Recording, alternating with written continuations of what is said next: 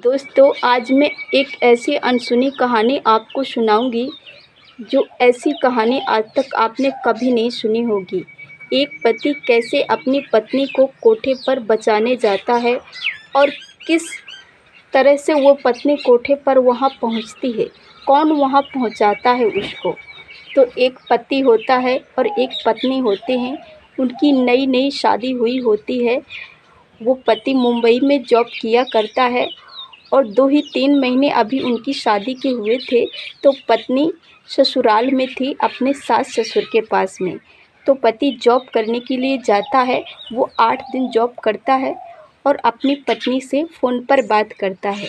बोलता है, क्या आप मुंबई देखना चाहोगी? तो ये बात सुनकर के पत्नी बहुत खुश होती है। कहती है, मैंने तो मुंबई को सिर्फ़ टीवी पर देखा है, यदि अगर साक्षात देखने को मिल जाए तो कितनी अच्छी बात है।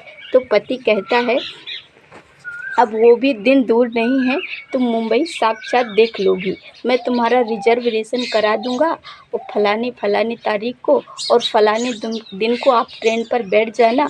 अब वो भी दिन भी आता है।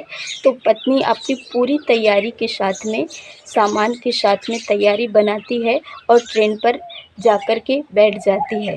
तो पहला फ़ोन वो अपने सास-ससुर को कहती है, मम्मी पापा मैं ट्रेन में बैठ गई हूँ और मैं जल्द ही अपने हस्बैंड के पास पहुँच जाऊँगी।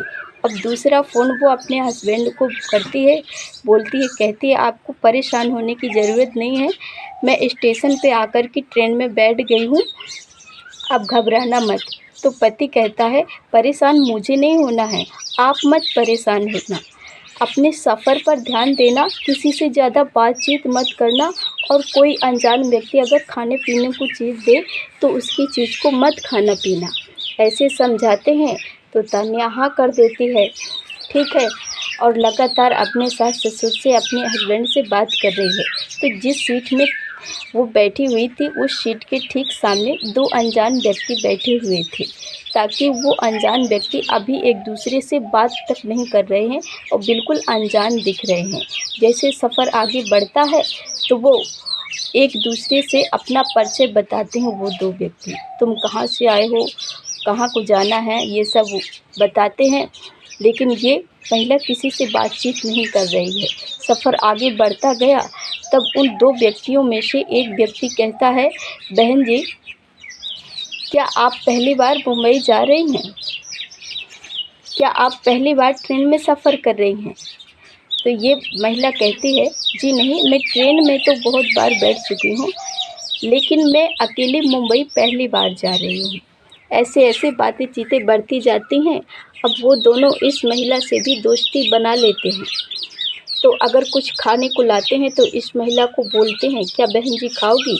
अगर अब तान्या, इसकी भी मजबूरी बन जाती है, तान्या की भी अगर कुछ खाती है तो क्या भाई साहब आप खाओगे? तो वो तो कोई भी हो तो पूछने लगता है, जैसे कोई हमको पूछता है तो हमको भी पूछना पड़ेगा। तो ये मना कर देती है। फिर आगे चल कर के वो चाय लेते हैं 2 कप और बोलते हैं, बहन जी चाय पियोगी? तो ये चाय के लिए भी मना कर देती है, बोलती है, भाई साहब मैं नहीं पीऊँगी, यदि आपको पीना है तो आप पी लीजिए, लेकिन मुझे नहीं पीना। वो 2 चाय खरीदते हैं और 2 चाय के साथ-साथ तीसरी चाय भी खरीदते हैं। तो वो चाय इसको पिला देते हैं। चाय पीते ही ये बेहोश हो जाती है। ये लड़की को नींद आने लगती है। तो जब इसके 40-48 घंटे बाद नींद खुलती है तो ये देखती है कि अब ये ट्रेन में नहीं है और इसको नहीं पता चलता कि मुझे कब किसने कैसे निकाला, किसने कैसे मुझे यहाँ पर लाए हैं। ये अपने आप को एक कार में पाती है। कार जो बहुत तेज़ी से चल रही है, जैसे ही हल्का-फुल्का उसको होश आता है तो ये देखती है कि जो मेरी सीट के सामने 2 व्यक्ति बैठे हुए थे, वही व्यक्ति हैं वो कार में, और जो चला रहा था वो तीसरा व्यक्ति था, वो नया था। तो अगर उनसे बातचीत कर, थोड़ा-सा उसने होश आया तो उसने बातचीत करने की कोशिश की, तो उसको ज़ोर का झप्पड़ लगाया और बोला कि यदि बातचीत करेगी तो तुझे और पिटाई होगी। इसीलिए तू चुपचाप यहीं पर लेटी रह, कुछ बातचीत करने की तुझे आवश्यकता नहीं है। और जैसे ही और उसको होश आता है तो वो और बातचीत करती है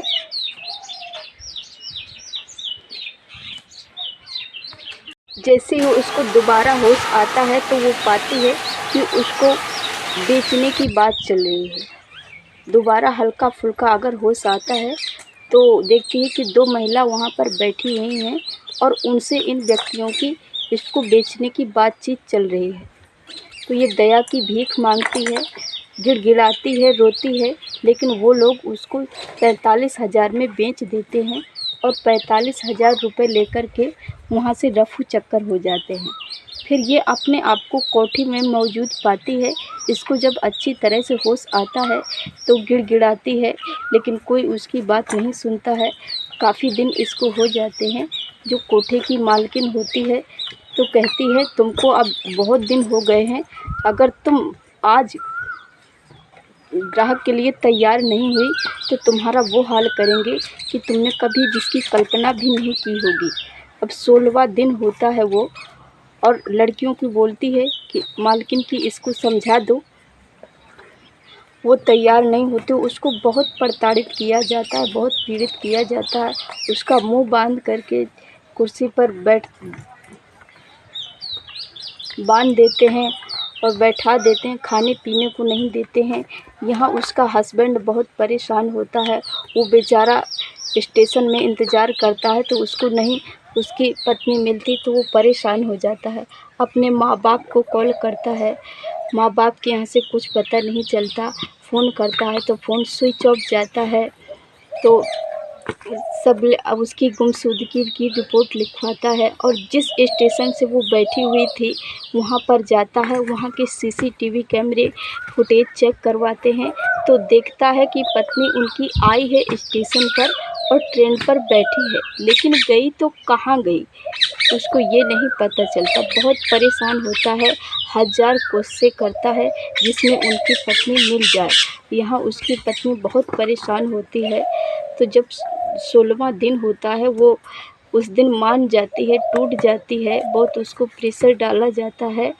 तो उसके लिए अब वो 16वाँ दिन था, ग्राहक के लिए तैयार हो गई थी। तो एक ग्राहक आता है जिस पर सभी लड़कियों को वो कर देता है, तानिया को ही पसंद करता है। तो जैसे ही वो रूम में जाता है तो वो उससे गिड़गिड़ाने लगती है और अपनी परेशानी शेयर करती है। कहती है कि भाई साहब, मुझे चाय में किसी ने कुछ पिला दिया था और मुझे यहाँ पहुँचा दिया है। तो वो देखो, कोठे पर आया हुआ व्यक्ति शरीफ नहीं हो सकता, लेकिन उस व्यक्ति ने अपनी ईमानदारी का परिचय देते हुए बोला कि बहन, मैं क्या हेल्प कर सकता हूँ आपकी। तो तान्या कहती है, भैया मुझे मेरे हस्बैंड से बात करा दीजिए। तो उसने तान्या फ़ोन लगाती है अपने हस्बैंड के मोबाइल में तो रोती हुई कहती है, मैं तान्या बात कर रही हूँ, मुझे नहीं पता मैं कहाँ हूँ। तो ये उसको हस्बैंड को उस व्यक्ति के द्वारा पता लगता है जो उसको जो वो ग्राहक था वो बताता है कि फलाने-फलाने कोठे पर है, फलानी-फलानी जगह है। तो सीधा उसका हस्बैंड उस कोठे पर पहुँच जाता है ग्राहक बन कर के पहुँचता है। तो वहाँ की सभी लड़कियों को उसको दिखाया जाता है, लेकिन वो सभी को रिजेक्ट कर देता है।